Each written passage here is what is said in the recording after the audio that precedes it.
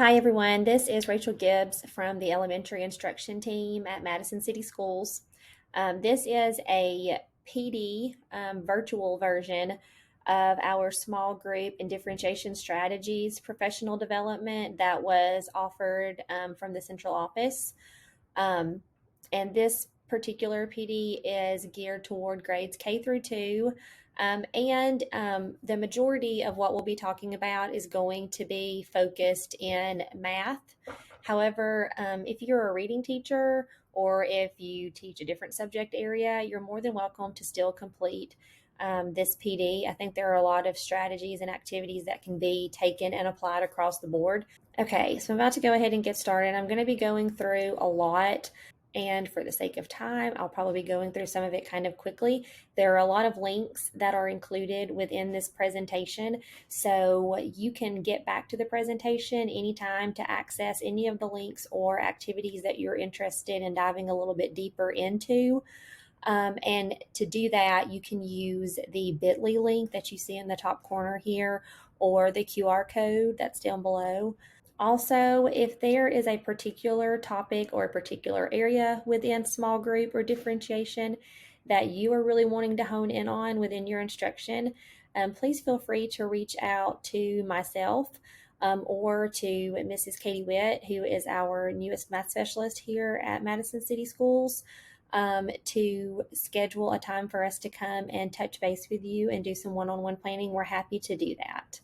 So just a quick overview of the 4 different sections that we're going to move through in this presentation. We're going to start with setting the stage for learning. So we'll be talking a little bit about some of the aspects of successful small group planning and differentiation that we don't always consider, but that really do make a huge impact on our ability to meet our students' needs. Thinking about strategies to determine what the actual needs of our students are. Then we'll move into small group structure strategies, and then also thinking through different options that you have for resources for all levels of learners.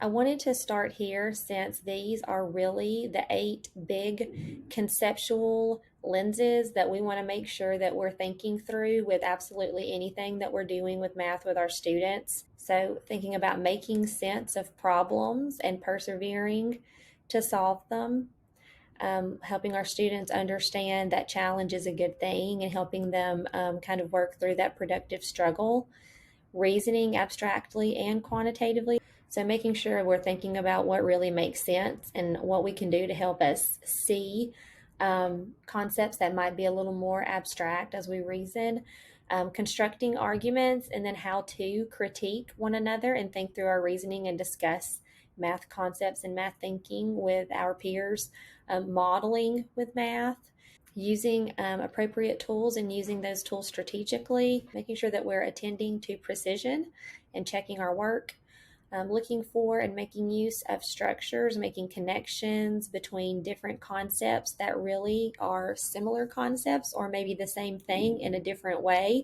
and sort of relying on what we already know, and then looking for and expressing regularity and repeated reasoning, which links right back to that, seeing those patterns and connections that exist within math.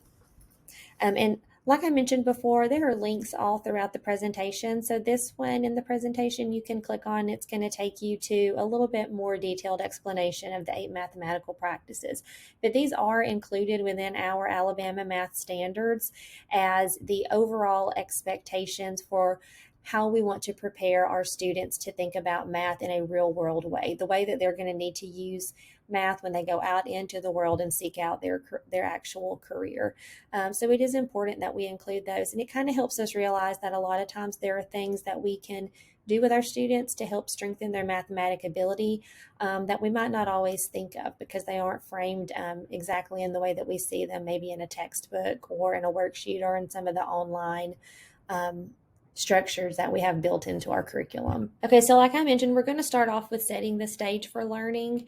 We're going to be talking about building a risk-taking environment, setting discussion norms, practice and talking about thinking, the basics of problem solving, and building stamina and work ethic for our students. Okay, so I'm not going to spend a ton of time on this slide because there are some really great links here for you to sort of explore on your own. So when you do have time, clicking into these why and how links, it's gonna give a lot more explanation into the importance of building a risk-taking environment in your classroom.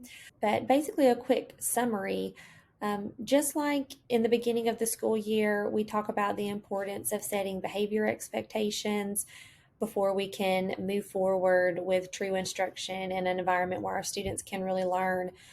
Similarly, with mathematical thinking, it's really important to build that risk taking environment. A lot of times, our students are very hesitant or very nervous, maybe because of experiences they've had in the past, or just because they understand that math is something that they struggle with. They might be very nervous about sharing their thinking, and being able to have meaningful discussions about student thinking and math is really, in my opinion, the only way for you to determine where your students are really struggling and to be able to meet them where they're at and really provide opportunities for them to learn and grow. To get more information about that, like I said, go back into these links and read a little more into it. But really, we want to be building our students into Hermione here, who just can't wait to be called on to share what she's thinking, because that's how we're going to find out what our students really know. So thinking about setting discussion norms is a huge piece within that. In order for our students to feel comfortable talking about what they know, we're going to need to have some expectations as far as what those conversations look like. So it's important for our students to understand what we expect of them when they are sharing their thoughts, and also, very importantly, what we expect of them when they are listening and taking in the thoughts of others, and how they can appropriately respond to and critique the thoughts of others, um, in a way that is respectful and thoughtful and won't hinder our students from wanting to share again. Just like with the building risk taking environment, there are also some great links here to help you think a little bit deeper into that. And a couple of other resources I included here. These are some conversation companion cards, which I love. I am going to go ahead and click into those. And these are actually intended for English language learners, but I think they're great really for any students. But they include some prompt starters and response starters just to kind of help your students think through what it looks like to appropriately share your thoughts with others, like especially when we're thinking about math and how we solve problems. I love these negotiating. What's your claim? This is my claim. Really, how to appropriately disagree with someone. So that's a great tool for that. And then this is just a couple other visuals that I found and grabbed that show some examples of how to help your students understand what's appropriate and what's not when we're having discussions in the classroom. Okay, well, going right along with that, like I mentioned before, really the most important thing that you can do ever with your students in any subject that you're teaching is encouraging them to talk about their thinking. Most importantly, like I mentioned before, so that we can know what they're thinking and help figure out where misconceptions are happening. But also, we want to make sure that we're encouraging our students to notice and wonder when they're exploring mathematical concepts, to encourage them to ask questions.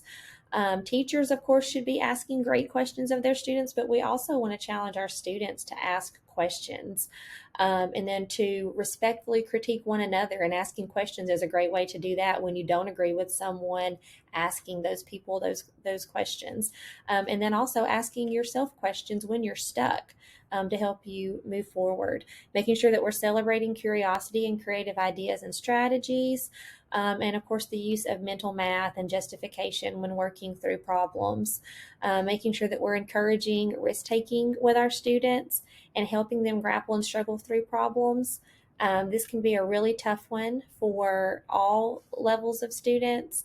No one likes to struggle, For our students who struggle quite often, it gets frustrating because the struggle seems to happen over and over. And then also for our students who don't struggle as often, who seem to prevail more often when a struggle does hit, that can be really difficult to overcome. So it's important as teachers that we model the excitement for challenges. Whenever we're struggling with something, that we model that.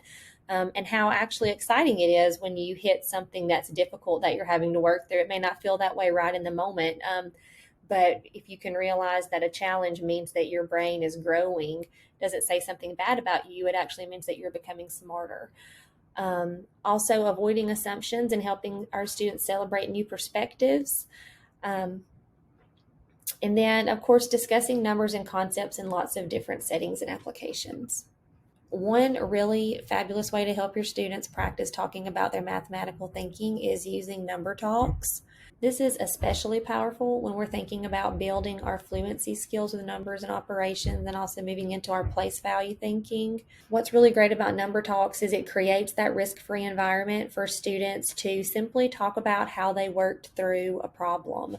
And by doing that, it allows our students who come up with or take hold of strategies more quickly to share those with other students. And hopefully, other students are able to pick up on those strategies as well. Because a math strategy really doesn't work until a student kind of takes ownership for it. So when they're exposed to all these different ways we can think through a particular math problem, it helps them find the strategies that work well for them. I've included some information on number talk goals here and also just a very basic on how to do a number talk. However, we're very fortunate that we are going to have the actual creator and guru of number talks, Mrs. Sherry Parrish, is going to be coming to Madison City Schools in April of 2022. So we're all going to be number talk trained, so it should be something that comes very naturally to us soon. However, if you'd like to give it a go now, feel free to access our MCS number talk resources through the link here. When you click into that folder, it's located in the math framework drive, but it includes a lot of examples of different number talks on different subjects and concepts within different grade levels. So it's sorted by grade level, and you can access different number talks for your grade level. It also gives you some really good guidelines on how to run a number talk, and then the expectations for students to help them understand how to set discussion norms, kind of like we spoke about before when they're sharing their strategies and listening to those of others.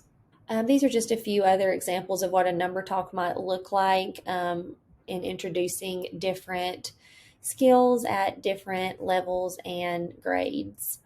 I really like this example here that kind of shows how a purposeful string of problems can help students think about how you could use your ability to use a strategy to use one particular problem in order to help you develop an ability to solve more difficult problems.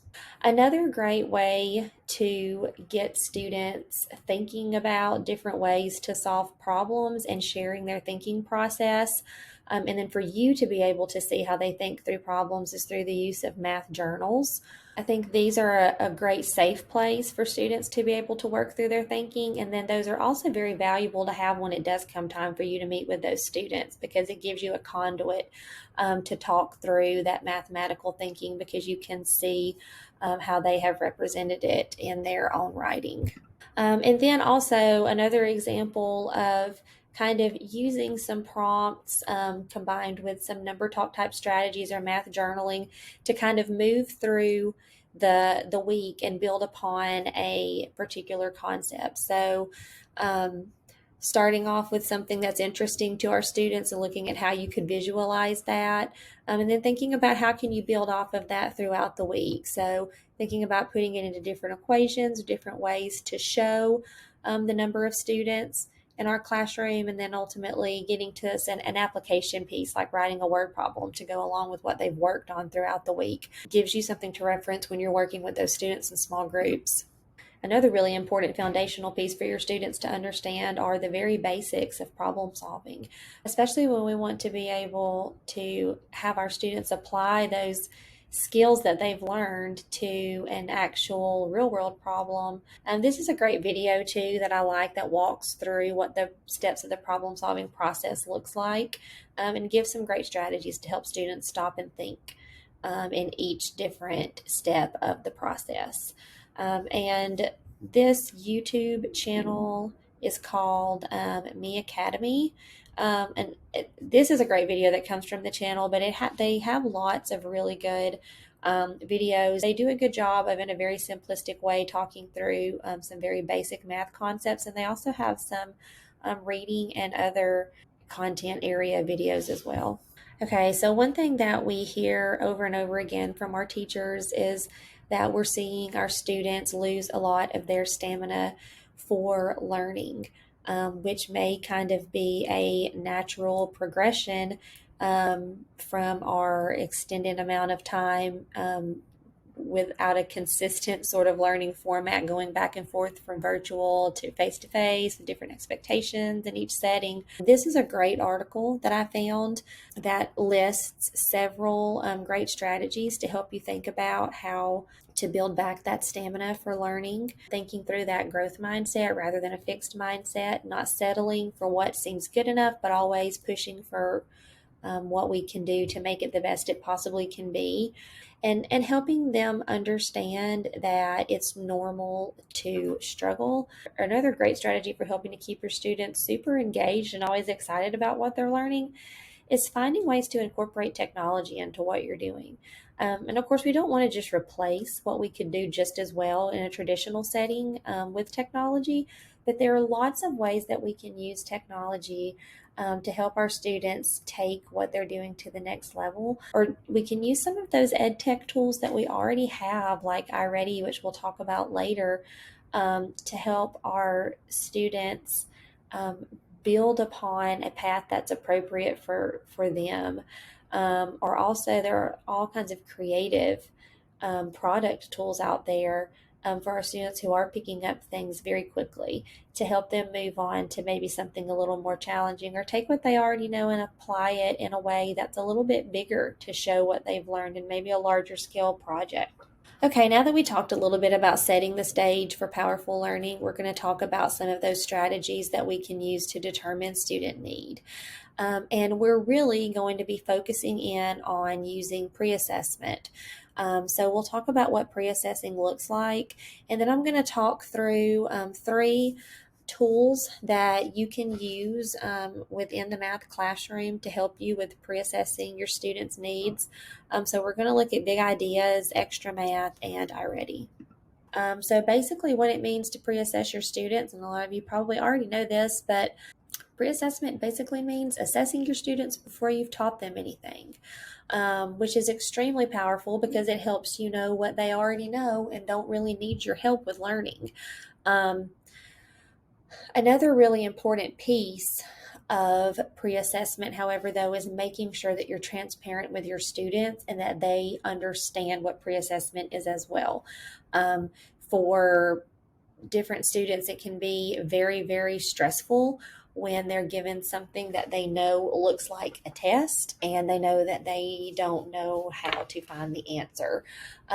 So it's really, really crucial that if you are using pre-assessment as a strategy, and it's a wonderful strategy for differentiation, that you are helping your students to really understand that the point of this is for me to know what you already know. And it is very normal and, in fact, expected that you do not know all of this because I have not taught it to you yet. So making sure that you set the stage for that first.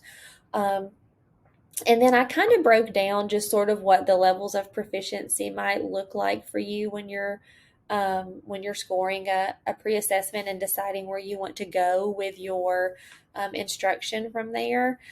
So for example, let's say that I decided to give the practice test A in multiplication strategies for the next big ideas chapter that I'm about to be covering. So if we're seeing students scoring around 60% and below, they most likely aren't at the level of proficiency that I'm hoping to see in that topic area. And those students might even need to have some prerequisite skills built in, possibly, or it could be that in that in that whole group setting, they're going to catch on when you first introduce the skill. But possible that they might even need to go back to some prerequisites, some individual or small group instruction with you, and possibly even some more hands-on or modeling of the visualizing the concepts that you're teaching. And number talks are going to be powerful for any level. And then looking at that second level of proficiency, around scoring around 60 to 80% on a pre-assessment. Most oftentimes, those are going to be your students who are just about right on grade level where you would expect them to be. They're probably going to pick up on those skills fairly quickly when you introduce it with just some small group and targeted practice that's engaging.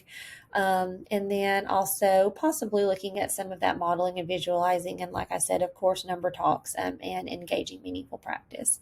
And then with your high level of proficiency, I put 80% or above. Some might think more like a 90% or above. Those are probably your students who may not really even need that on grade level instruction for that particular skill. If there's a particular area within the assessment that you saw they showed a lack of understanding in, you might even be able to catch them up really quickly in a one-on-one or small group setting on that one particular little area of the chapter, and then move them on to things that are more challenging. Challenging practice with math games or projects, application or performance task, or maybe even an open-ended project-based type option. I'm going to be talking about some of those later, or introducing them to higher level skills. And that can be sometimes difficult for classroom teachers since you are expected to teach your grade level. So sometimes it can be hard to know the best way to introduce them to a higher level skill. One great thing for us is that with our iReady progress monitoring tool, we're able to set those instructional pathways for students. So that's one great opportunity you can give for those students that's going to be offering them practice at the higher level if that's where they are. Okay, so we're going to look at the 3 pre-assessment resources that we have available to you through Madison City. And there are tons of different ways for you to pre-assess. These are definitely not the only resources that you can use. But within Big Ideas, you have the option to use overall pre-assessments or benchmarks. And by that, I mean there is a pre-course test for every grade level, which covers all of the skills that are going to be covered throughout the year. So that's a good thing to be able to see. Big Ideas also has built-in benchmarks for each grading period that you can use if you would like to pre-assess that way. One thing I really like about Big Ideas pre-assessments and benchmarks versus the actual chapter practice tests is that they are pretty much entirely procedural. So they give you a really clear picture of what the students can do skill wise. Now, that being said, it's not showing you the application piece of that. You're going to see that more in the chapter tests within Big Ideas. So I think it's helpful to know what skills your students already have. So I do like that about those assessments, but it is important to keep in mind that that application piece is also very important.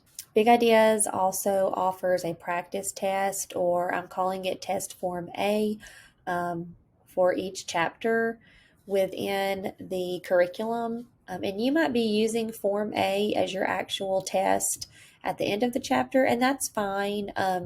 Form A and Form B are actually the exact same test. The problems are just presented differently. So it doesn't really matter which one you use for which piece. There's also a Form A and a Form B online, and those tests include the exact same types of items that are on the actual tests that are included within your curriculum. Again, the items are just worded differently. You also have a prerequisite check that's available to you within the chapter resources for every chapter. I think that's really powerful. It can be used as a pre-assessment, but also might be a instructional tool for you with your students who you are picking up on pretty quickly, are not ready for what you're about to introduce, to help you check if they even have that prerequisite that's needed for the skill that's about to be introduced, and that can help you know how far back you might need to back up in your small group instruction. You can also develop your own pre-assessments through Big Ideas using the assessment tool. You can also give these virtually. Some teachers may feel your students aren't quite ready for that, and that's completely understandable. And in some cases, you might feel it's better for the students to have paper and pencil to be able to work everything completely out on their own paper and not have to transfer those answers to the online tool, and that makes sense. One thing I do really love about the online pre assessment option is that it's going to give you the results immediately because you can set it to score for you. So it's going to help you see really quickly where your entire class is for the chapter that you're about to be going into. It also gives really quick feedback to your students. You can set the assessment also to allow your students to be able to see their results. And so as soon as they finish, they can open up and see which questions they missed. And so they can click into those and see why they missed a particular question. So it helps them also take ownership for what they are going to need to build as you introduce the skill. Using iReady pathways is another great way to pre-assess. iReady um, gives you a lot of information about your students. It helps you see what grade level they are currently working at. And then within that, it also helps you to see which mathematical domains they're struggling in. And then diving deeper down into that, it helps you see which particular skills they're struggling with. And then it also suggests for you different lessons or tools within that teacher toolbox that you might use to pinpoint and help students who are struggling in particular areas. I'm not going to spend a ton of time talking about extra math because there is a whole separate professional development that's looking at fluency practices. But extra math is also a powerful pre assessment tool when you are looking at those reports that it generates for your students. And this is a great tool that I found here that you can use to help you decipher extra math reports. It goes through what all of those different symbols mean when you're looking at those scoring reports in extra math. And I think the most powerful piece for planning small group instruction is probably this piece, the Mastery Matrix, which uses that color coded system to help you see which particular facts your students have mastered. And then those that are colored yellow, you know that your students are answering them correctly, but taking longer than what's considered to be an efficient amount of time. So they may need to develop strategies in those particular fact family groupings. And then also the gray helps you to see that those are problems that students are not yet reliably answering. So very possible that might possibly not have strategies at all for those particular math facts. So that's something that you can hone in on when you're having those purposeful discussions in one-on-one or small group settings. So, when you're thinking about and evaluating those pre assessments, what is the actual goal? So, it's definitely going to give you really good information about what your students already know and what they need to learn. And then from there, it helps you to prepare those targeted small group conversations and to provide appropriate practice or challenge for them. Um, in my opinion, it would be really powerful to take the actual practice test that those students completed in their pre assessment and sit down and look at that with your students when you're meeting with them in small group. Have them talk through with you how they thought through a particular problem, which, if you're putting into place those practices of constantly having those mathematical discussions and practicing what it looks like. To talk about math, and that's going to be a much easier thing for you to do. And then as you're hearing them talk through how they solved the problem, it's going to help you understand what strategies they have, where they got stuck, where the misunderstanding is happening, and help you to be able to help them think through the problem in a more efficient way. And then for your students who are more on level and just need more opportunity to practice in an engaging way, or for your students who need an additional challenge, it's going to help you know what kinds of resources you want to provide for those levels of students. So when the students are actually at your small group table, what happens then? We kind of just talked about that a little on the last slide. And you're going to hear me say it over and over again, but really talking about thinking the main priority in conversations that are guided by that pre-assessment data, like I said, or maybe even looking at the pre-assessment itself when you're talking through. And there are some prompts listed here to help you think through what kind of discussion prompts you might start off with, or what kinds of questions you might ask your students to help get them thinking about and talking to you about how they worked through a problem. And then making sure that you're really listening intentionally for interferences with thinking.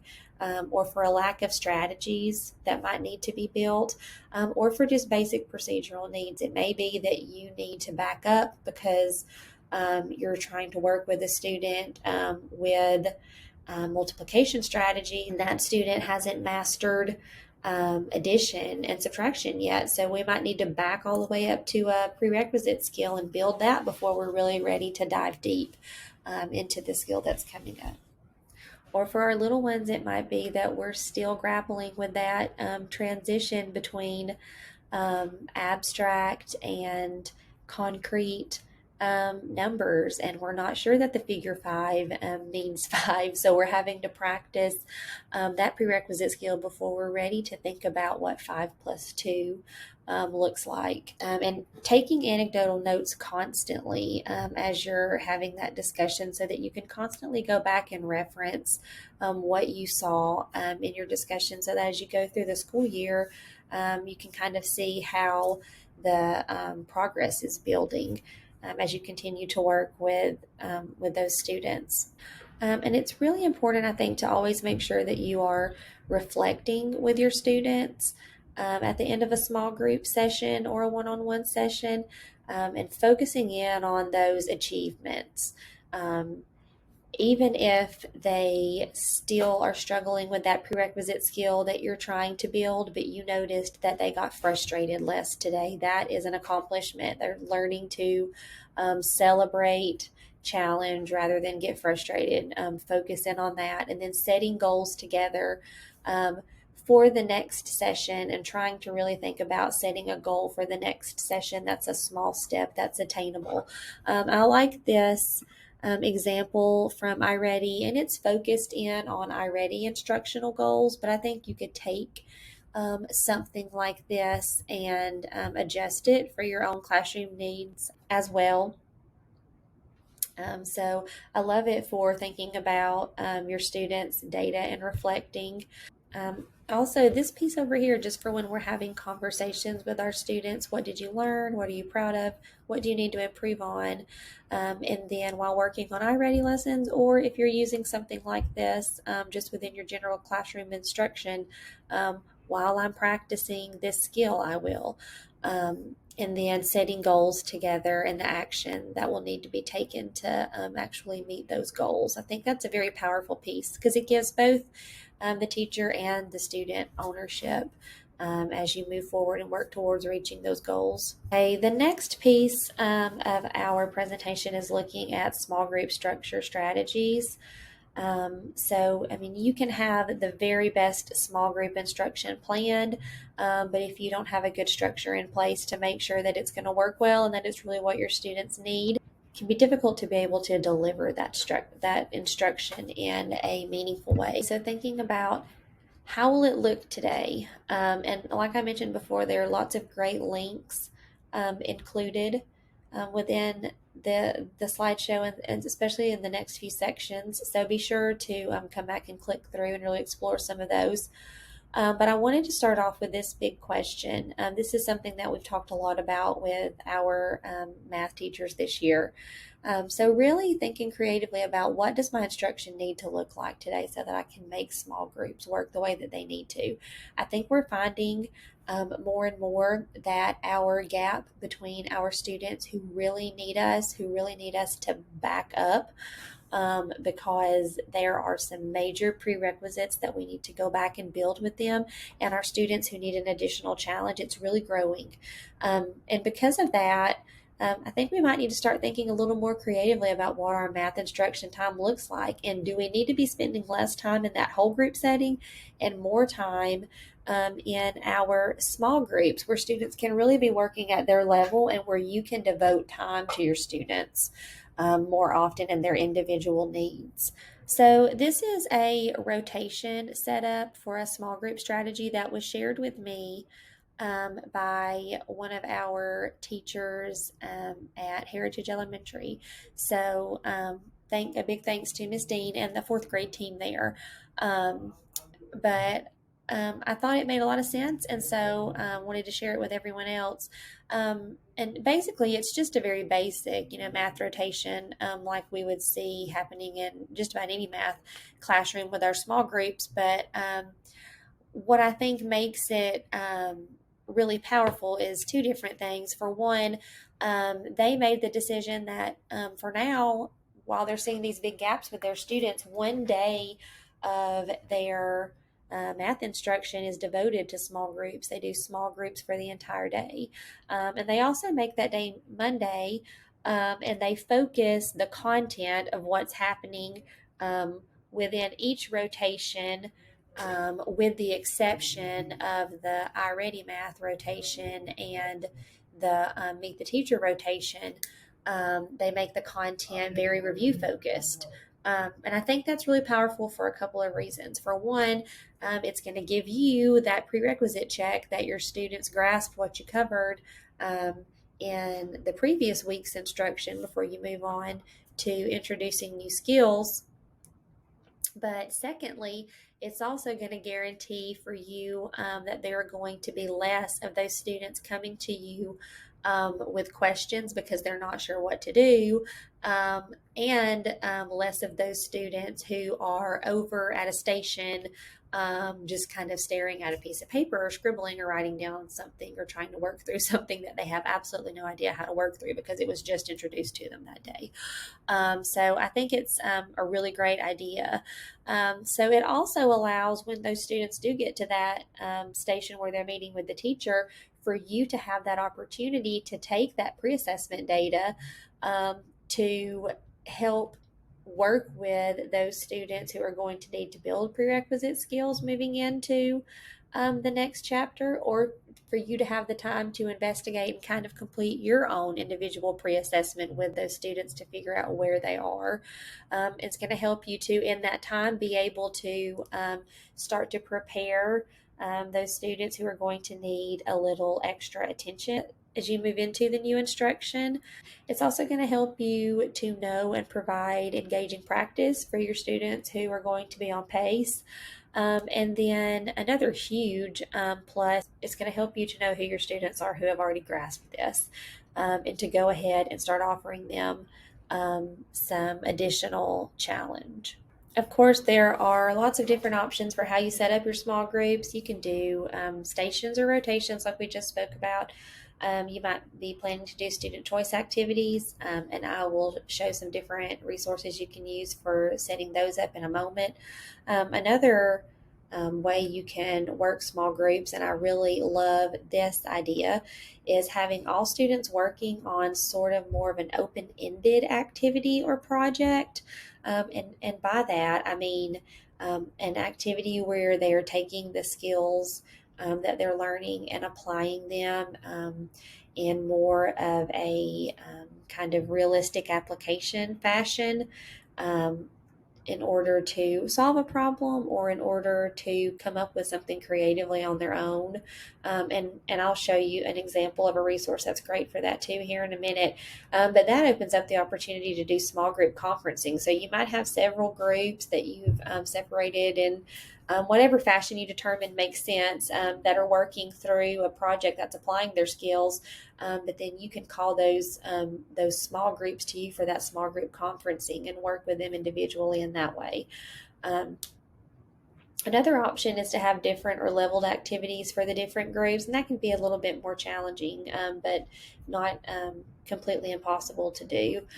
This is a great link to help you think through the different ways that you might determine your student groups and organize them rather than just grouping students based on their ability. There's lots of different creative ways to think about doing that, and maybe mixing it up from one small group session to another in the way that you're grouping your students. Um, and then also within iReady, you have the ability to set up instructional groups, and that is going to help you figure out more how to group your students according to those who have similar needs. I also have linked here, up here with the 5 proven secrets every teacher needs to know for effective math stations. This is a link to a website that I really love. So when you click into it, it's going to take you to the Rowdy math teacher site, and I have her referenced a lot throughout the rest of the presentation. She has some really great resources listed on her site. Some of the things that she offers are paid through Teacher Pay Teacher, but she also has a lot of free resources that she puts out that are very helpful. So I would suggest that you kind of peruse her site for some of the some things that she offers that you might be able to take and apply to your own small group instruction. And then here there are some strategies for you to think through, making sure that your small group runs efficiently. We've kind of talked through some of them before, but this is a great article that you can look at with different ideas. I have that iReady instructional goal listed here again, making sure that you're setting really clear goals for your small group activities so your students understand their expectations, and then within that, a posted small group expectations, including things like what should you do when you're finished. And then beyond that, helping your students to always kind of have that built in response to asking themselves, are they really finished? And what can I do to make this even better? And some of that has to do with the types of activities that they're being given. I mean, if they're working on a worksheet, and they're finished with it, there's not a whole lot that they can do to make it a lot better. But if they're working on more of a activity or an application piece or a project, then there's usually a lot of opportunity to improve that and make it even better. Helping your students think about who they can ask if they're not sure what to do before they come and ask you, so that you are able to make good use of the time with your students that you're working with. And then when it is appropriate, for them to know that they have kind of tried all their other means to figure out the solution themselves, and that it is an appropriate time to come to you as the teacher and ask, so that they're not wasting the time that they have in their small group. Okay, so now we're at our last section, thinking through different resources that are available to you for all different levels when you are providing those small group resources. So we're going to look at different station resources and open-ended activities. I'm going to go into some of the resources available through Big Ideas at every level. Some of the iReady resources that you have available for you, like the Teacher Toolbox, um, and also resources for students who may have compacted out and need something a little more challenging. And these math projects and challenge libraries can also actually be adapted for any level of students. So um, just a good option for open-ended activities for your students. Okay, so on this slide, with station resources and open-ended activities, over here, just a few different ideas of ways that you might offer resources or open-ended activities. And there are tons of links over here for you to click through of different resources you might like to try and use. And I'm not going to click and open every single one for the sake of time. But there are some student choice boards linked here, and tic-tac-toe boards, differentiation menus. These math station activities and the math journaling over here come from that Rowdy math teacher site that I talked about before. Another thing that I do want to click in and just kind of show you so you get an idea of sort of how to navigate it are the math hyperdocs that are linked here. Now that we have one-to-one technology, we can do all kinds of awesome things with our students on their devices. And HyperDocs is one cool thing that I know a lot of us probably haven't explored, but I think you would find quite powerful if you did take the time to explore it. This is one good website, and there are tons of HyperDoc websites out there. This one has really just kind of a plethora for you to search through, but there is one whole math HyperDoc section. So let's go down and we'll just click into one. Let's do first grade.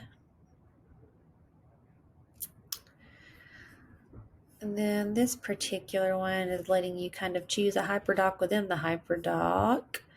How about let's do near doubles? And generally, they're set up on a Google slide or a Google Doc, and it will ask you to make a copy. In the simplest terms, a hyperdoc is pretty much like a virtual worksheet. But the way it's set up, it's much more engaging because you can include videos. Students get to work through things online. You can include online games for them to use to practice what they're learning. And then a lot of times some fun creative ways to show what they learned. So if you do decide you want to try a HyperDoc out, in my opinion, the best way to share it is either as an assignment on your Google Classroom or on Schoology. Here's an example of this near doubles HyperDoc. So it starts off with Explore. And it looks like there are several videos for the students to watch. Explain. This one has Seesaw and Flipgrid linked. So the intention here, it looks like, is for you to be able to use one of those platforms to post a question and let your students explain what they have learned so far so they can all kind of share with one another. Then apply. Looks like there's a couple of games here for them to play to apply their learning. And then also at the end, there's a create section where they can choose from several different options to show their mastery and share with their classmates.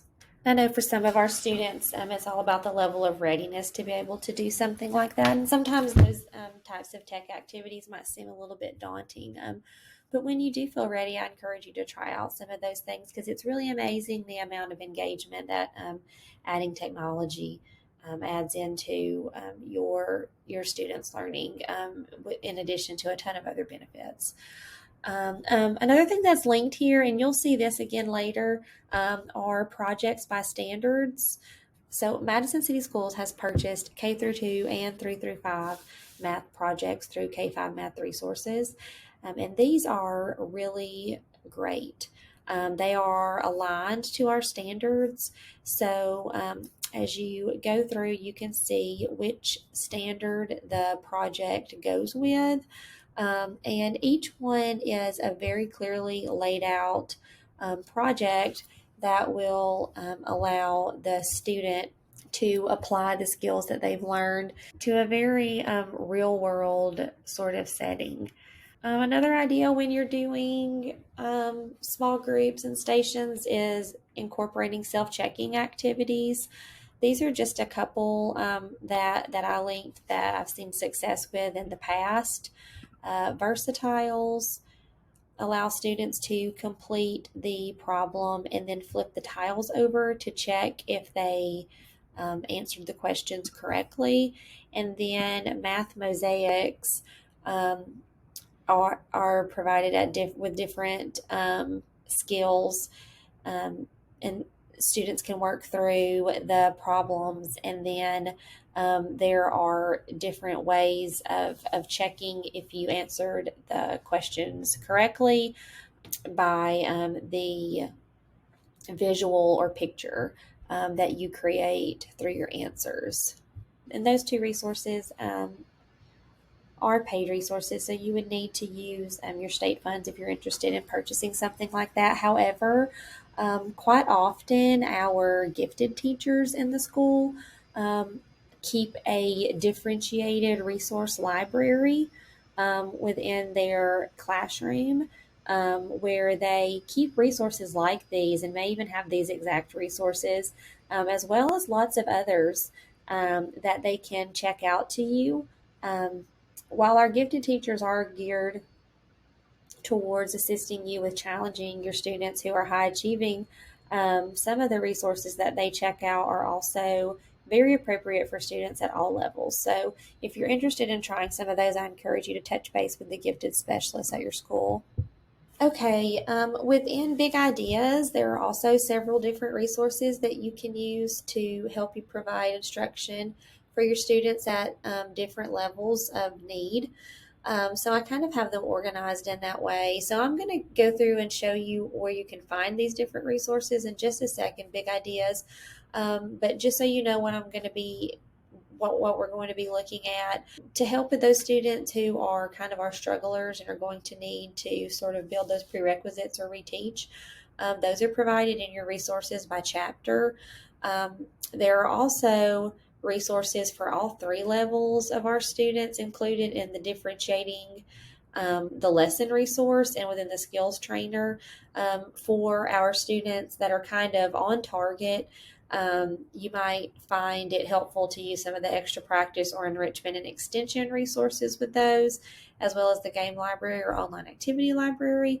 And then also for your high level students, you might find it beneficial to use the enrichment and extension resources as well as the game library or the online activity library. So I'll show you where you can find those within Big Ideas. Okay, so now I am in the Big Ideas dashboard. And I'm going to go through and show you how to navigate to some of the different resources that have been covered in the presentation. If you would like to try utilizing some of those. If you're not sure how to get to the dashboard, you can access it through your Clever account. It should appear as an icon. If you don't see that when you access your Clever account, then you need to turn that in as a help desk ticket. Okay.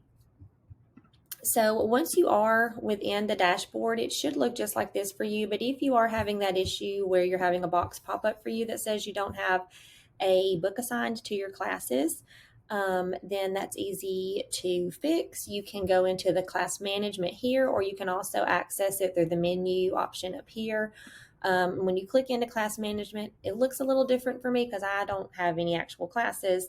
But you guys will see a list of your classes here.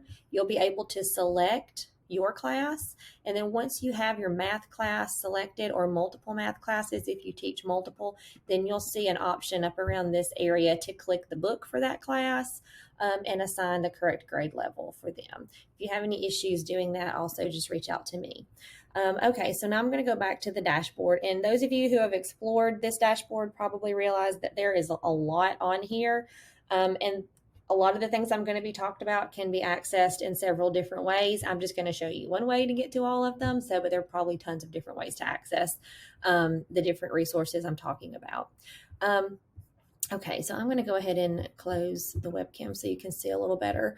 So first off, looking at how to set up a pre-assessment, if you would like to offer an online pre-assessment, and then I'll also show you how you can access those assessments to give in paper pencil fashion as well.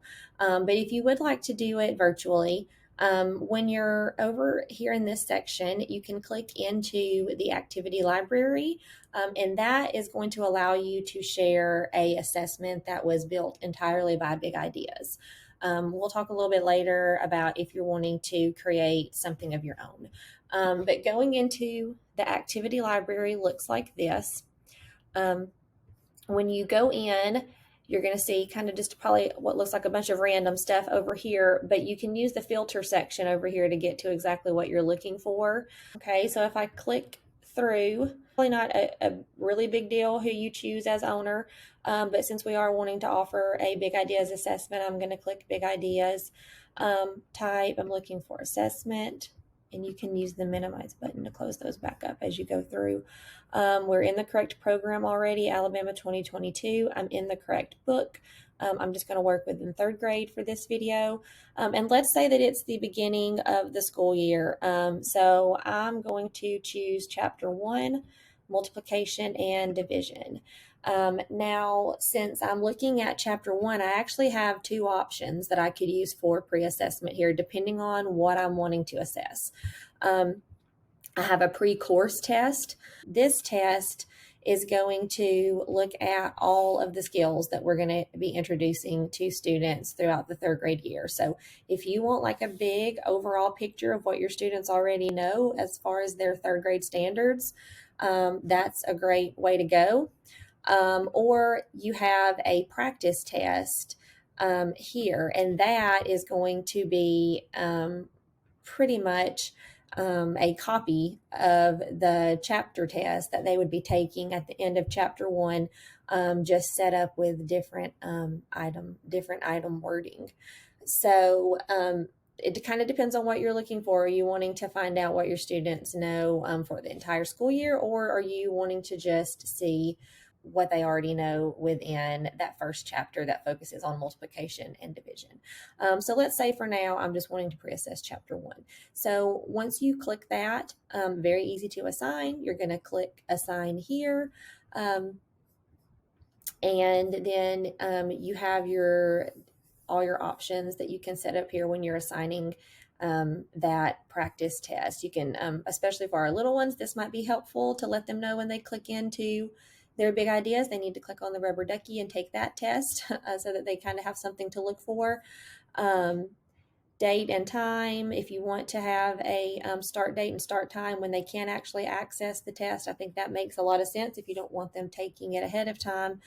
And you might want to be careful about the due date thing, because if you do set up a due date and you have students out, it might make it a little more difficult to get to allow them to go back in and take the test. You'll have to go back in and kind of reset things. So you might want to just leave that blank.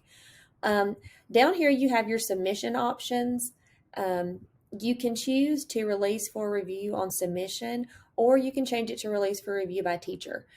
That's up to you, whatever you would prefer with that. I think it's really powerful to leave it so that your students can review upon submission. That makes it so that as soon as they finish that pre-assessment, it will allow them to go straight to their results and see what they answered correctly and what they missed, which I think is really valuable information.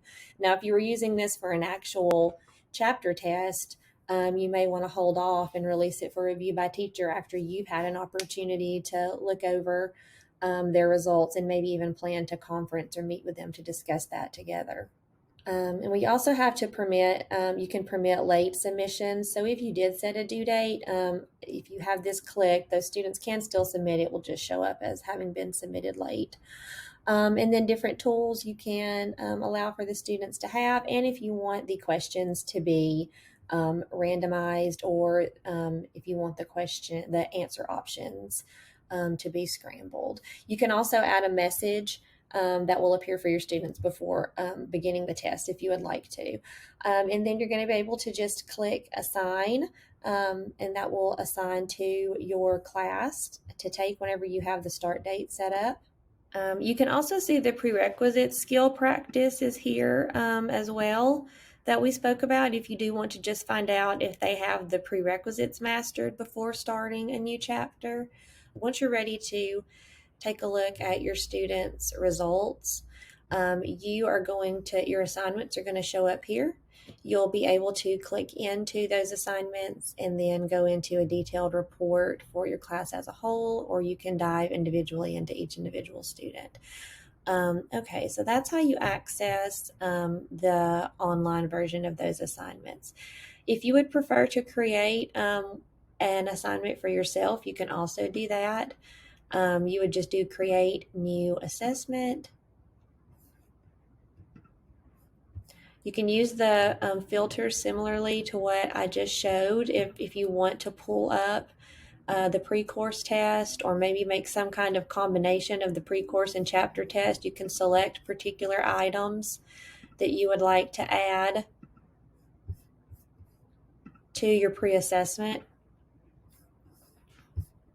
And once you have it set up the way you want it, you have the option here to title it, which I would encourage that you do. And then another huge thing, whenever you are creating and putting out anything from the Big Ideas dashboard, it is very important that you tag it. This is the way that they kind of place activities that you're creating with particular chapters.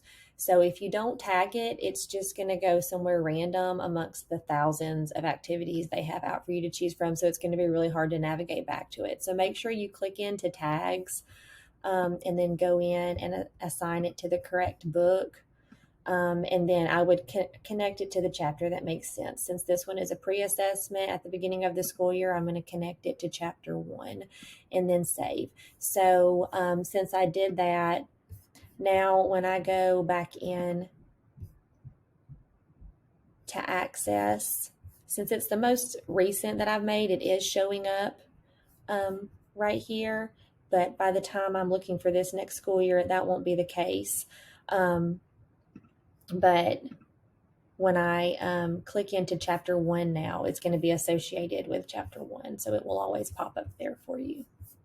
You can also access a paper pencil version of the pre-assessment options.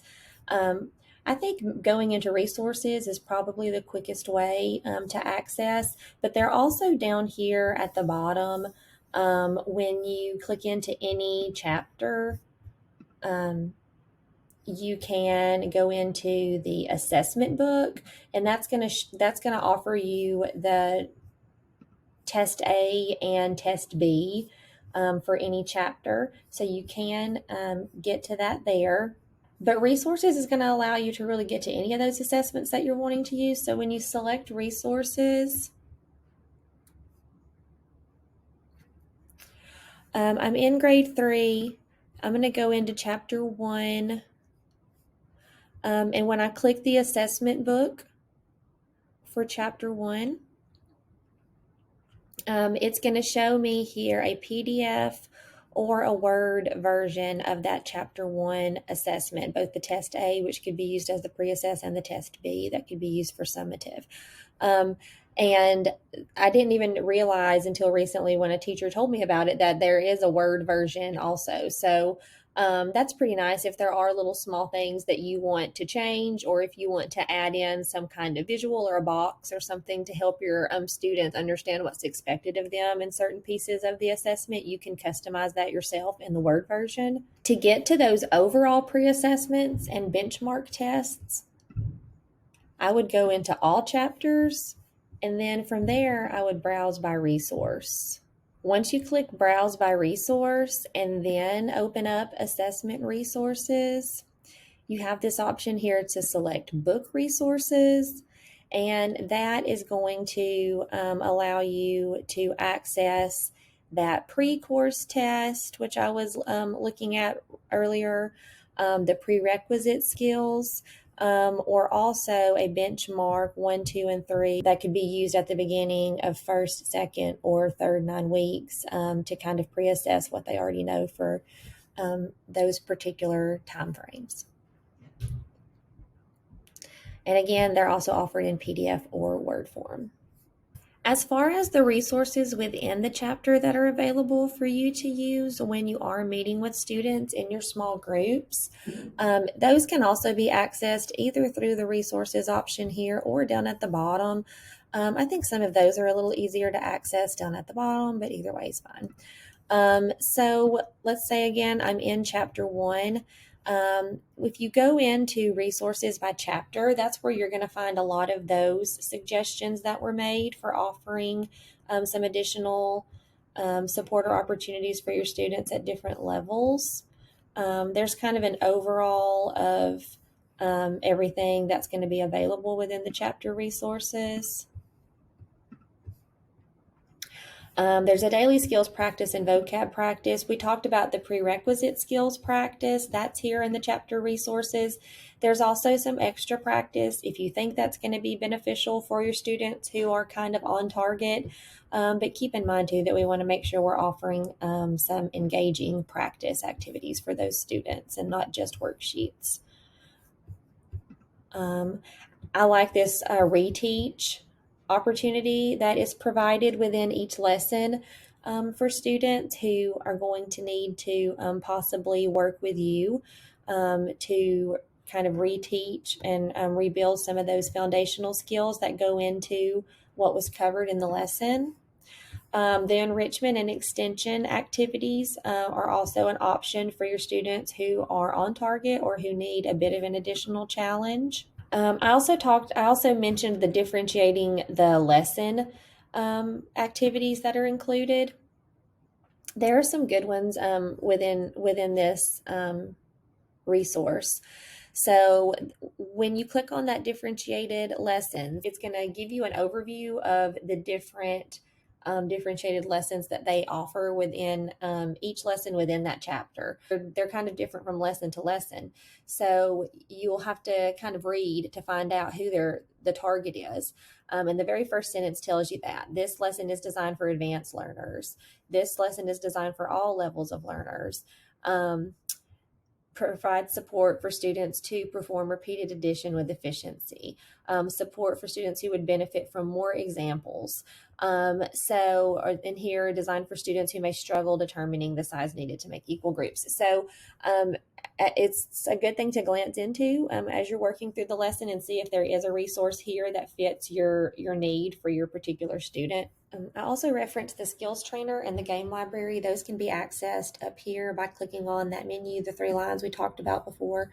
When you click into the skills trainer, the one thing with the skills trainer, at least as far as I have discovered so far, one of you guys out there may discover that you can assign this more specifically, and if you do, please let me know. But from what I can tell, with the skills trainer, you would need to kind of help navigate your students to the particular skill that you are wanting them to work within, or give them specific directions that I want you to start off in addition, identifying a property, so that they know where to start. But when they do click into the skills trainer, it's going to just pull up practice for them to work through. And it does give the option to read the question aloud to them. Identify the property.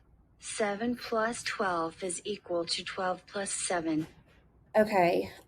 What I also do like about the skills trainer is that it lets them check their work, or if they're really struggling with figuring something out, they can stop and they can choose to watch a video tutorial to help them work through the problem.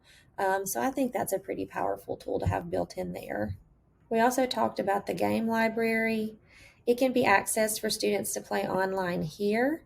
Again, you would need to let them know which game you're expecting them to work on, but there are lots to choose from, and your curriculum will kind of let you know which game goes with which particular chapters.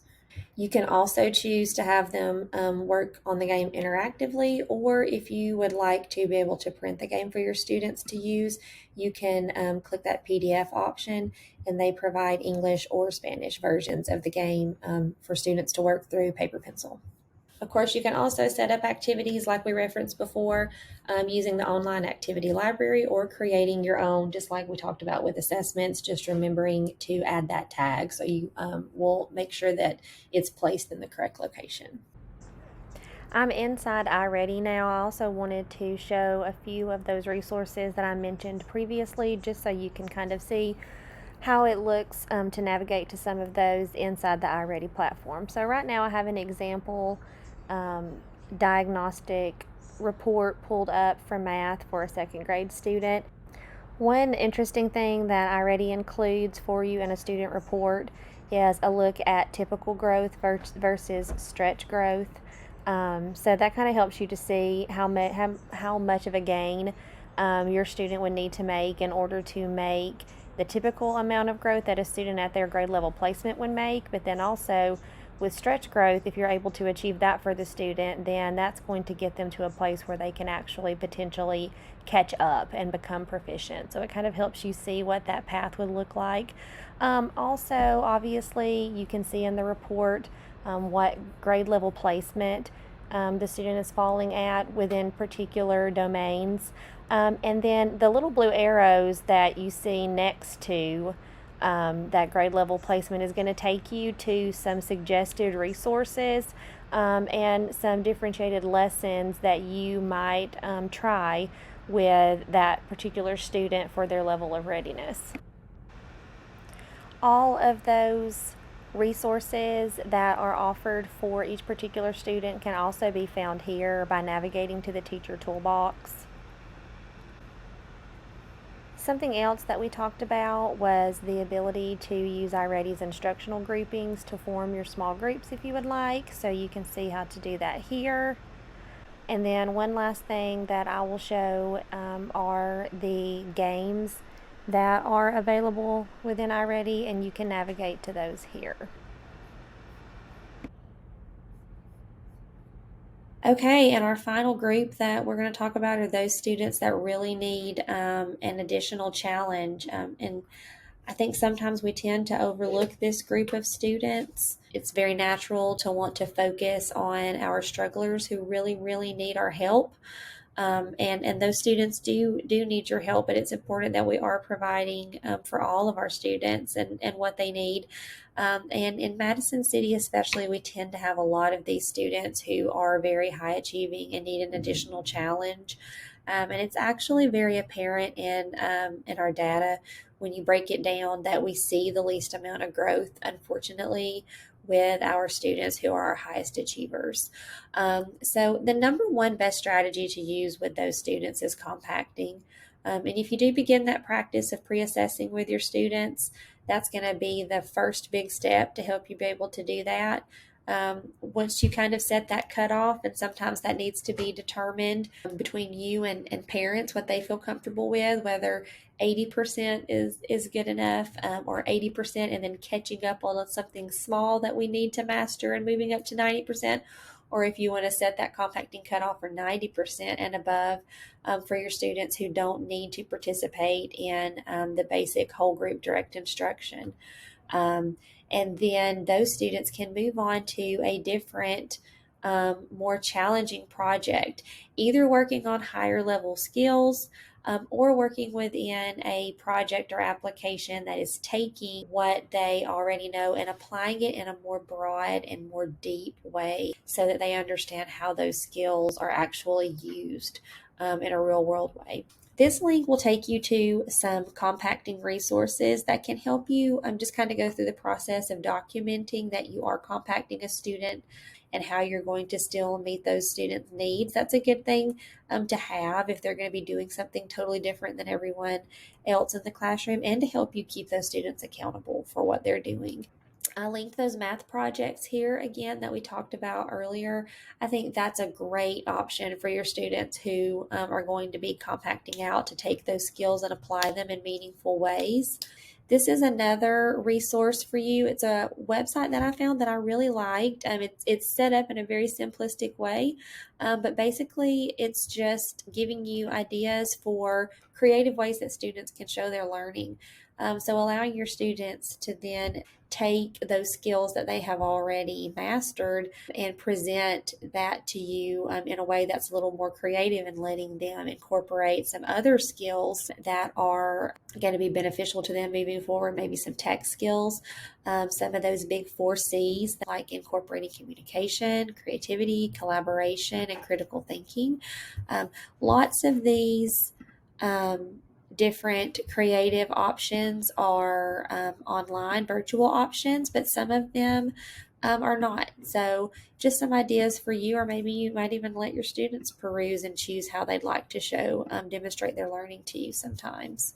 And I mentioned thinking about moving students up into higher level skills, or even using that in combination with some of these larger scale projects with your students. And that can be difficult, like I said before, for you to do as a classroom teacher who has to also prepare curriculum on your grade level. So also lean on some of those other programs that we have that can help you with that, like iReady, or Prodigy or Khan Academy. We definitely don't want a student who is high achieving and showing mastery in the upcoming skill just sitting on iReady all week. That's not beneficial to the student, and it's isolating. But using that maybe for a portion of the week in combination with some of these other resources is definitely appropriate and meaningful for that student. One other thing that is linked here that I've created is the Digital Challenge Classroom. So when you click into that, it is going to take you here. So if you share this link with your students, they can access it just like this. They can click into their grade level, and then they're going to be taken to a page with several different options for them to choose from. Now, some of these options are very math related. Well, I should rephrase. All of these options are very math related. Some of them are very related to your standards that you're used to teaching. And some of these options are more focused within critical thinking and problem solving, reasoning ability in themselves. However, those skills are crucial foundational skills to any standard that you would be teaching within the math classroom. So you can give this to your students to choose from just as is and let them choose their own challenge. Also, I included an option down here for you to force your own editable copy. So if you like this, but you want to change it up and make it a little more specific to what you want your students to choose from that week, or if you just like the format of it and you want to use it to present something completely different, you're welcome to force your own copy and edit it however you would like. The last very important piece in small group instruction and differentiation is making sure that you are always including that last piece of reflecting on what you learned. So, making sure that your students always have that piece at the end of their small group where they're sharing new learning or sharing challenges that they face that they know they want to work on moving forward. And there's lots of ways to do that. A lot of them we've already talked about. You might use exit tickets. It might be part of their journaling or online blogging. It might just be a part of like a debriefing classroom discussion. Or I've also linked here some online tools that you might like to use to allow your students to communicate and collaborate as they're reflecting on their learning. All right, so we are ending right back where we started. So hopefully, as we went through, you saw several connections to these 8 mathematical principles that we talked about in the very beginning.